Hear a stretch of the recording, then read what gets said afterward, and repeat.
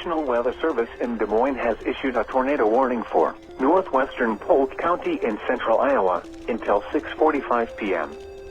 At 6:22 p.m., a severe thunderstorm capable of producing a tornado was located over Polk City, or near Johnston, moving east at 50 miles per hour.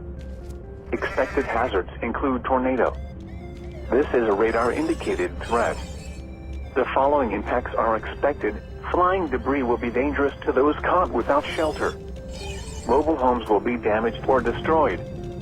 Damage to roofs, windows, and vehicles will occur. Tree damage is likely.